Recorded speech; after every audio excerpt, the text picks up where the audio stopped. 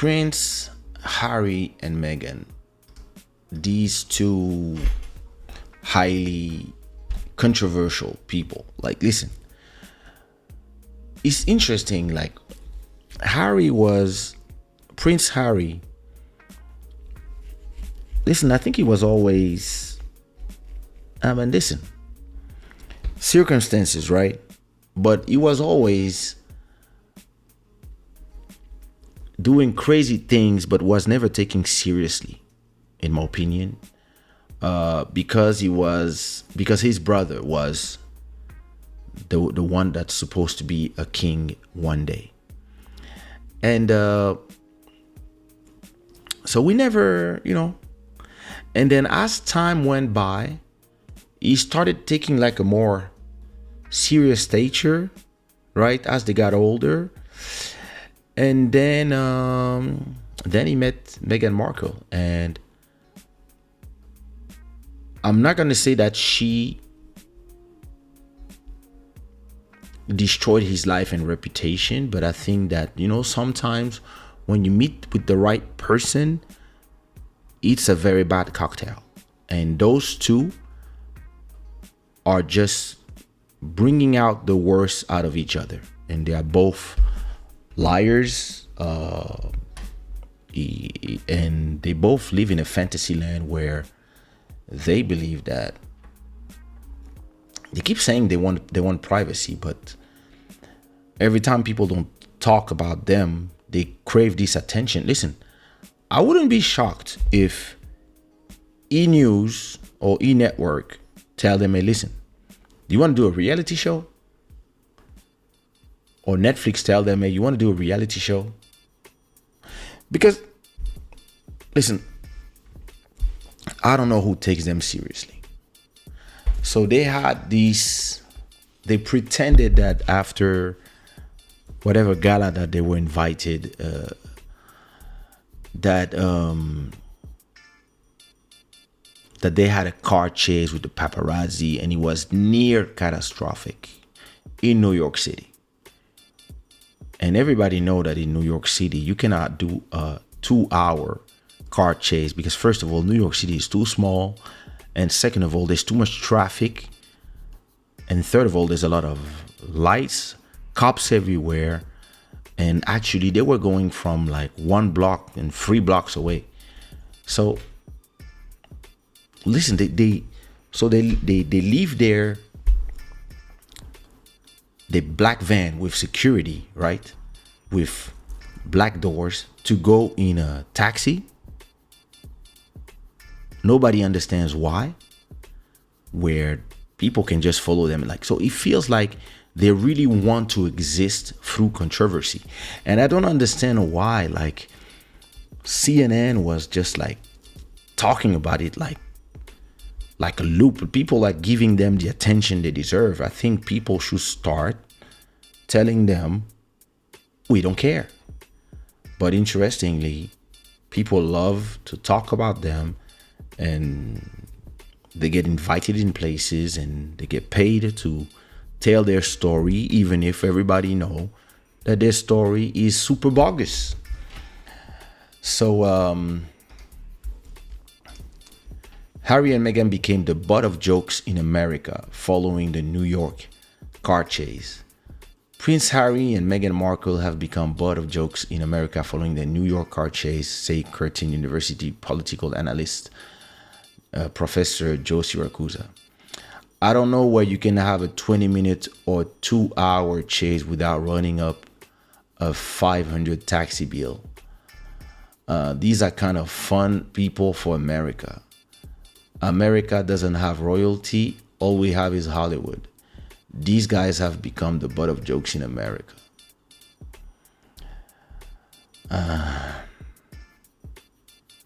Where would be nighttime television without them? Listen, I don't understand those people. Then after that, they had an interview with a taxi driver. And the taxi driver was like, no, it was just like 15 minutes ride. And these guys, like, they were like, no, it's a near catastrophic car chase from paparazzi. This never happened. Like, it feels like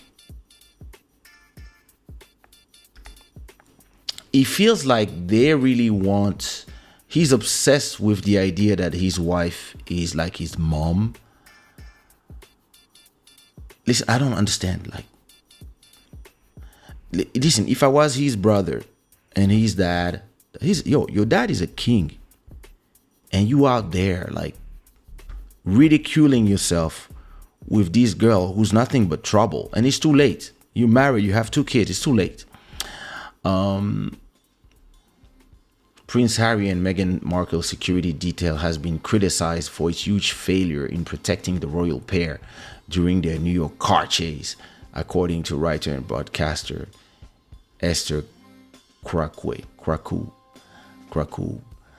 The Duke and Duchess security detail have been questioned on why they didn't organize a safe way to get to and from the Foundation Women of Vision Awards.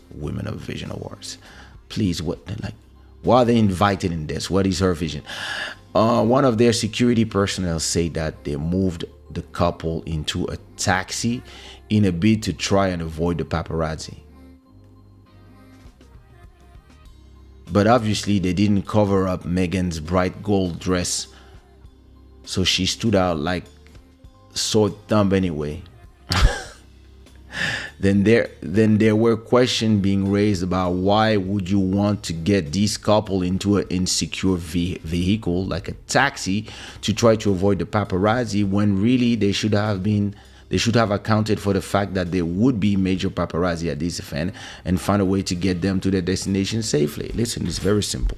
First of all, if you don't want pictures taken of you, right? If you go to an event and you don't want pictures taken of you, it's very simple. You don't come out the way they came out, because there's video of them coming out. They came out from the main entrance where all the paparazzi are, and like the photos everywhere, and they were smiling, they were happy. They were not like, oh my god, all these photos, we're gonna, no, they were just there smiling, happy. And then they go into their black SUV, and from there, yeah, they go whatever way they want, and some paparazzi will continue following them. And listen, they go somewhere, they don't live in New York, so they go wherever they wanted to go. But if you really don't want people to see you when you're living, you do what I do. And listen, I'm not famous like them. I'm not chased by paparazzi in Lisbon. When people recognize me, they just ask for a photo. We do a photo the rest of the time. Of course, now if I go to a Nelson Freitas concert or a Judge concert or a Siquat Pedro concert where most of the people in the crowd know who I am, what I do usually, and usually I go with my wife. So what we do usually is we take a private car, usually Uber Black, and we ask the driver, we ask to be escorted with the driver from the backstage directly. So for example, in Meo Arena, there's a parking for the artists. We enter from there. So there's security, they know us. Our car go into the venue directly, and we arrive directly in the backstage.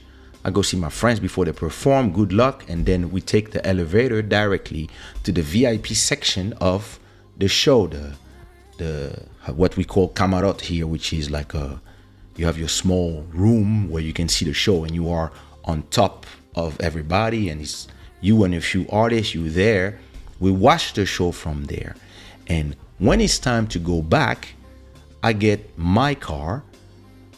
Usually it's somebody I call, it's a private driver.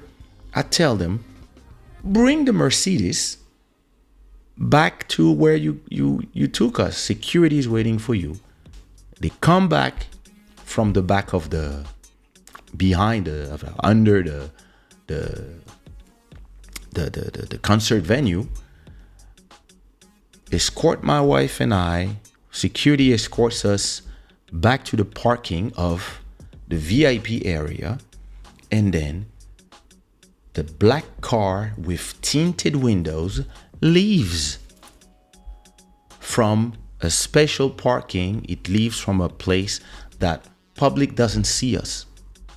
And we do this and we arrive home. It's as simple as that. And these people could do exactly that. These venues have special entrances and exits for VIP people where you will come out from a special exit and you out and nobody sees you. It's a black car, tinted windows. Nobody knows who's there. You go from there and you out. But those people love to pretend that they are victims, and they love to pretend that whatever with paparazzis. And I don't know if they are having fun with people, or if they don't understand how it works, or if they just stupid. I don't know. Listen, I have no idea why they do this, or maybe they just want the attention. Because everybody else does this in the US. Everybody else knows that when you come in the club or out the club, restaurants, this, that, you're going to have paparazzis everywhere. And you have people way more famous than you that have paparazzis everywhere asking them questions, Kanye, etc., etc. And you guys think that you are so like important. But listen, everybody's looking at them and laughing at them. Listen, I don't even know who tells them. Because listen, there's a part of population that loves them and tell them it's okay, don't worry, and believe in that stuff. So maybe a logical, listen, if they don't have personality disorders, right? And I know they do, but a logical conversation would be that those people, they know that people like me look at them like, because we know the fraud, but they're not doing this for us who understand that they are frauds. They are doing this for all the emotional people who, you know, all the whatever you feel is valid, you can be who you want to be. All these people, maybe all the woke crowd, they love them and they believe whatever they say because everybody is in this social mutual dream all together. Maybe they know these people, believe them because listen, they get invited in those awards. Well, listen, it's a prince. Is he still a prince or is he now the duke? Well, he's a prince still. Listen, he's the prince of the crown and his wife, the duchess. Maybe in America, a lot of people want to invite them for the clout and stuff. But I mean, listen, for me, I'm like, these people are ridicule. Listen, even if I go to a concert. So last time I went to Nelson Freitas and Judge Creole King's concert. It was in Campo Pequeño, so that's like 25 minutes away from my house. So I called the driver. I rented a driver. Mercedes come pick us up right in front of our home. My wife was ready. Boom. We go to the car. We arrived to the venue. Of course, there were a lot of fans, and we just walked. So we didn't go down. We didn't go to the how you call this, to a VIP parking stuff. We just walked in normal. My wife knows that we have to not go in the middle of the crowd because we might end up having to do a lot of photos and stuff. We don't want to be late for the show. So what we did, we got in from we had a special VIP exit. So we came from the other side of the venue, far from all the fans queuing. We arrived directly to the VIP entrance. 2 or 3 people recognize us, but you know, they were like, oh, it's them, and we just said, hey, hi, and straight in. We got in. Security took us to the elevator. boom, directly to the VIP area, and we watch the whole show. And usually, just when I know that the show is about to end in like 10 minutes, usually I tell my wife, it's time to go. If we don't want to be in the rush of all the people, that's when we leave. We go back to where we came from. We come out the VIP exit, and we go directly to a hotel that is in front of the venue. And we wait there at the reception for our car to pick us, and we go back home. Or we stay there until the show is finished and everybody got out the car, and we talk between artists, and then we go from the inside of the venue directly to the VIP to see the artist and congratulate them, talk with them a little bit, and then after that, security take us to the VIP exit, and we out. So I don't understand that if I, a nobody, can do it, those two are doing everything to be in front of the paparazzis and stuff and pretend that they are important so that they can after that cry, oh my God, oh, we had a near-death experience. Get the fuck out of my face with that bullshit. Listen, at a point, somebody has to stop. Listen, and this is what's happening now. If you look at what people are saying in the US, right? In the US, people are now saying that, look, when they pretend they have a catastrophic car chase, listen, I don't even know what her mom is saying. She's looking at her daughter doing all this bullshit. But you know, this is what, look, they were coming out. They prefer coming out in front of all the paparazzi, right? Where they could come out, they could come out. They could not come out. They could just go under and leave. You think that all these venues in the US don't have backstage entrances? Listen, I do shows all the time.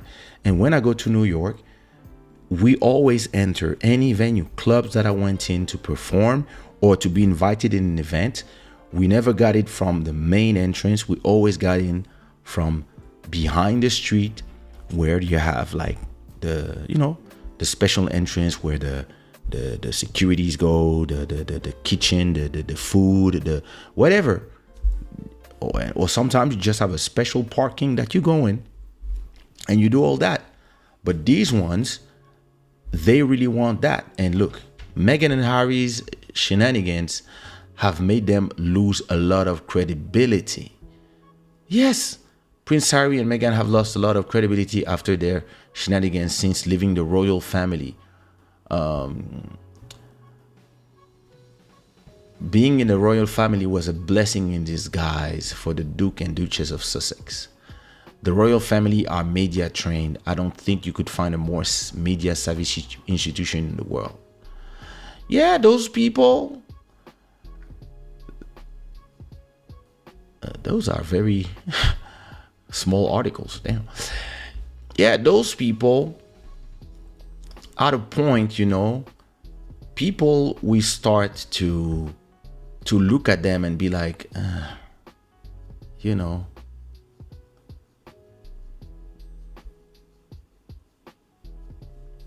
look at this. Look at this article.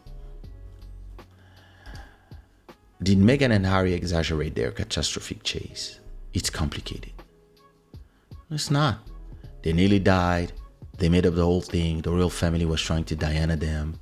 They're incorrigible attention seekers who exaggerate to try to get British taxpayer to pay for the security cost. The public reaction to the news that the Duke and Duchess of Sussex and the Duchess' mother have been in a near catastrophic car chase with paparazzi in New York on Tuesday evening has been divided, to say the least. Well, listen, the taxi said the opposite. The mayor of New York is now saying the opposite. Listen, you know, at a point, I don't even want to read the whole thing. Listen, good luck to all these people, but you know, the thing is, it gets to a point, you know, where people get tired at a point, and you can see from everything that is going on right now, there's a lot of pushback on all these activists of everything. People are tired of everybody, because everybody that has been given a power, and people that came with a good sentiment, a good intention, people that came with a good intention to protect whichever minority group, they just abused their power. It just became a listen, we want this, and this, and even if it doesn't make sense, if anybody disagree, you are homophobic, transphobic, racist, whatever it is. All these groups, they don't understand how the world works. It's all of us together in one society, and when you do too much, people start being like, and it's sad for the first victims who fall for your stuff.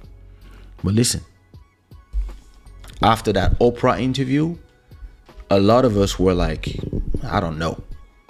And the first people who say I don't know were called all kind of names, racist, this, misogynistic, etc., etc.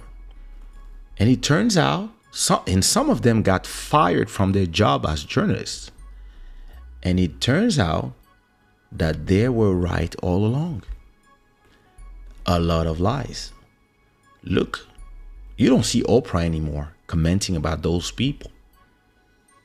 And remember 2 years ago, like the whole thing that about her pretendedly black kids. I mean, they have some, they're like, listen, they're like bodhisattva. They're like 20% black. So, and this is worse because they have a mom that doesn't even believe that she's black. She's black when it's convenient. So, listen, I have nothing against them. I don't know them. I wonder if those people were my friends, what I would tell them.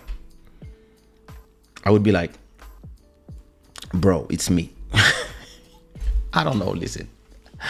I look at them and sometimes I'm like, why do some people matter? It's the question that sometimes I ask myself. But hey, yeah, people will do what they want to do.